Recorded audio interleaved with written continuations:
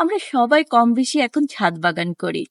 আর ছাদ বাগানে যে জিনিসটা, যে ফল গাছটা এখন সবাই সবাই মানে কম বেশি সবাই লাগায় সেটা হচ্ছে ড্রাগন গাছ। ড্রাগন ফল, হুম, অনেক হাইপ একটা ফল। আমিও কিন্তু ছাদ বাগান করি এবং আমার ছাদেও কিন্তু ছাদ বাগানে এই গাছটি আছে।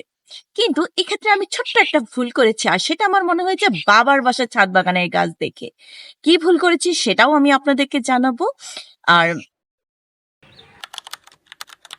আশা করি আপনারা অনেক উপকৃত হবে আমার এই ভিডিওটা দেখলে।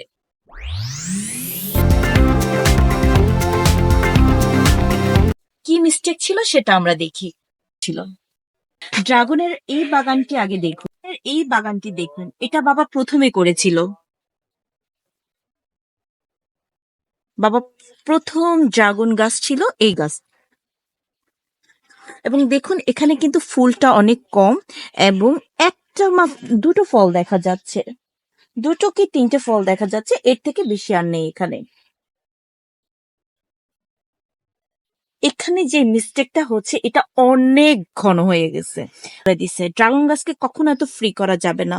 আপনি যদি গাছকে ফ্রি করে দেন সে কিন্তু ডালপালা, তার ডালগুলো ছড়াবে, আর তখনই কিন্তু ফলটা ধরবে না, সে তখন তার গাছটা বাড়ানোর দিকে মনোযোগ দিবে।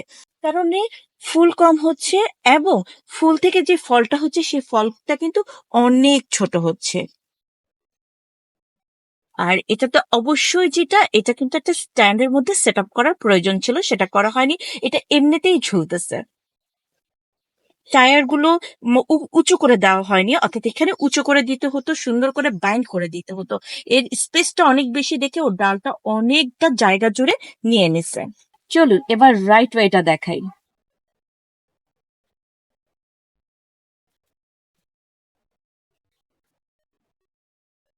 দেখুন এখানে অনেকগুলো ফল আসছে এবং ড্রাগনের সাইজ গুলো অনেক বড়। এই যে দেখুন এই ড্রাগন ফলটা কিন্তু অনেকটা বড়।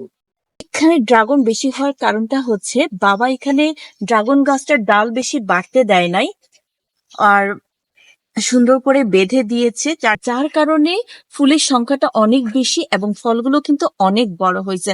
বাবা কিছুতে এই ডালগুলো বড় করে নাই, ছেটে দিয়েছে কিন্তু, আর এগুলোকে হ্যাঙ্গিং করে দিয়েছে। যে রাইট কোনটা আর রং কোনটা। আর আমি অবশ্যই ঢাকায় গেলে এই প্রসেসটা অ্যাপ্লাই করব, আপনারাও নিশ্চয়ই করবেন, ইনশাল্লাহ উপকৃত হবেন। আল্লাহ হাফেজ।